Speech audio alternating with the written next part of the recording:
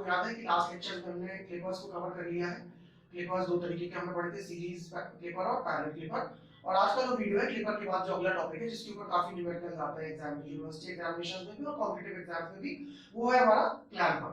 So what is clamper? Basically देखिए, जहां पर कैपेसिटर इन्वॉल्व हो जाए, तो clamper is a circuit which consists of a capacitor, diode and resistor. These are used to shift the waveform of the input signal without changing the appearance of the input signal. Fine. तो ये उसका DC level जो होता है वो shift करने के लिए बेसिकली इस्तेमाल किए जाते हैं। फाइन। अब यहाँ पर इसे सॉल्व करने के लिए कुछ रूल्स हैं हमारे पास, कुछ नियम है जिनका हमें ध्यान रखना होगा।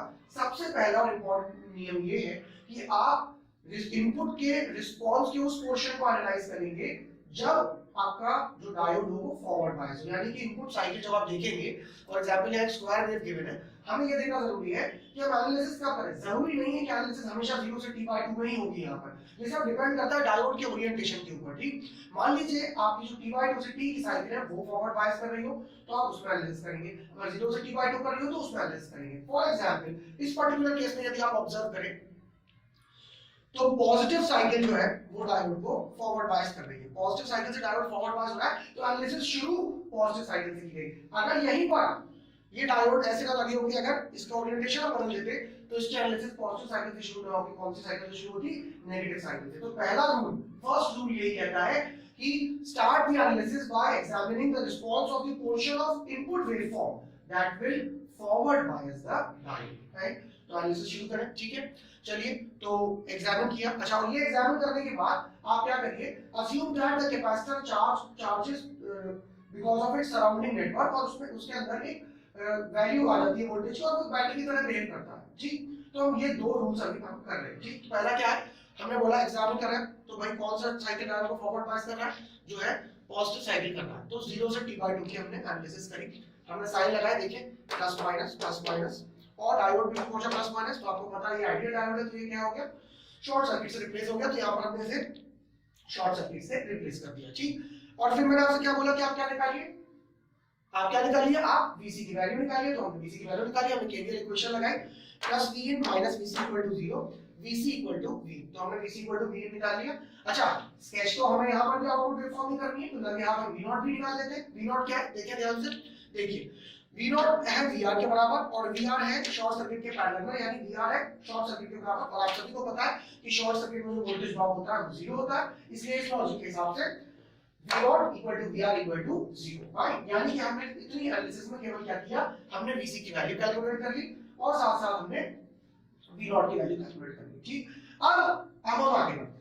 अब हम दूसरी साइकिल में एनालिसिस करेंगे जो डायोड को क्या कर रही है, रिवर्स बायस कर रही है। ठीक, जिसमें डायोड क्या हो जाएगा, ओपन सर्किट हो जाएगा। और ये अज्यूम करना है आपको कि the capacitor will hold on to its charge value, जिस वैल्यू से कैपेसिटर चार्ज हुआ था, डायोड जब ऑफ होगा तब तक भी वो अपनी वैल्यू को होल्ड करके रखेगा। ठीक, इस बात का ध्यान रखना है। और दूसरा most important, never change the polarity of the capacitor, यानी कि कैपेसिटर जिस पोलैरिटी में चार्ज हुआ है, अगली साइकिल में जो साइन लगेंगे उसमें जिस पोलैरिटी में वो चार्ज हुआ था वो चेंज नहीं होगी। यहाँ बस इस बात का आपको ध्यान रखना है। तो अगली साइकिल में जाके देखते हैं, t/2t, आपको पता है नेगेटिव साइकिल है, देखिए माइनस प्लस, इसे थोड़ी देर के लिए भूल जाइए कि मैं सर को जानबूझ के यहाँ पर मैंने साइन नहीं लगाया, माइनस प्लस यहाँ आया डायोड में, तो डायोड क्या हो गया आपका, ओपन हो गया, और यहाँ पर माइनस प्लस, और ये तो प्लस माइनस हमारा V0 है।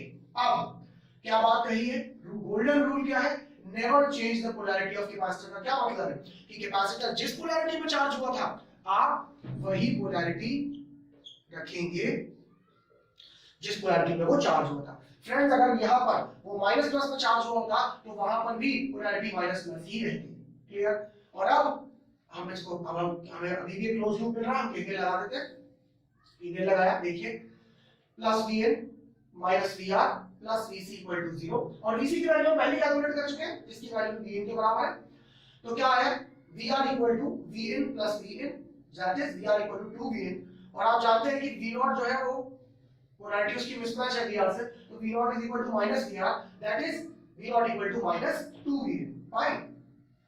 और क्लैम्पर की विशेषता ये है कि सवाल सॉल्व करने के बाद खुद ही पता चल जाएगा कि सवाल गलत है या सही है, क्योंकि ये कहते हैं the swing of input will match with the swing of the output. यदि आप ऑब्जर्व करें, स्विंग ऑफ इनपुट कितनी है आपकी, V, स्विंग कितनी है 2V, और आपके आउटपुट की भी स्विंग कितनी है 2V। फाइन। देखिए तो ये तो हमें पता है 0 से t/2 के लिए क्या था, वो 0, तो हमने 0 कर दिया, और साथ साथ t/2 से t के लिए क्या था 2v, ठीक, -2v, तो प्लॉट कर दिया। आप ऑब्जर्व करें the swing of input matches with the swing of the output, fine. तो क्या नियम है, एक बार फिर से रिपीट कर दे। आपको एनालिसिस केवल उस साइकिल की शुरू करनी है, चाहे वो जरूरी नहीं है कि वो आप 0 से t/2 की करें, उस साइकिल की एनालिसिस शुरू करनी है जहां से डायोड को फॉरवर्ड बायसिंग मिलती हो। वो करने के बाद आप कैपेसिटर की वैल्यू को कैलकुलेट कर लीजिए, कैपेसिटर के अंदर कितना पोटेंशियल आया। वो कैलकुलेट करने के बाद आप अगली साइकिल में जाइए और आप कैपेसिटर की पोलैरिटी को चेंज ना करते हुए जैसे एनालिसिस करते हैं वैसे उस साइकिल की एनालिसिस करिए, आउटपुट वोल्टेज कैलकुलेट करिए, उसे प्लॉट करिए, और आप देखें यदि आपका इनपुट स्विंग आपके आउटपुट स्विंग से मैच करता है, इसका मतलब आपका सवाल सही है, फाइन। तो जितनी प्रैक्टिस करेंगे उतना ज्यादा आपको इसके बारे में पता चलेगा। यदि आपको कोई डाउट है, कोई न्यूमेरिकल आप पूछना चाहते हैं, तो आप हमें हमसे हमारे कमेंट सेक्शन में पूछ सकते हैं। Thank you so much.